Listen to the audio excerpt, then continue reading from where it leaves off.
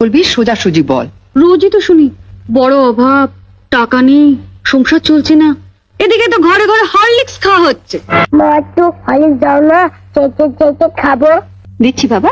লুকিয়ে লুকিয়ে ছেলেকে হরলিক্স খাওয়ানো হচ্ছে, আর যেই না সংসারে একটু বেশি টাকা দিতে বলি অমনি মুখ শুকনো করে বলা হয় কোথায় পাবো। জ্বরেও দুর্বল হয়ে পড়েছে মা, ডাক্তার ওকে হরলিক্স খেতে বলেছে।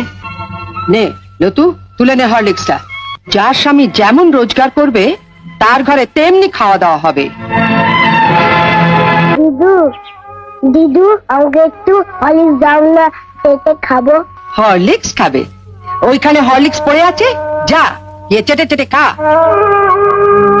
মা দিদু বললো হরলিক্সটা খেতে, শুয়ে পড়ে চেটে চেটে খেয়ে নেবো।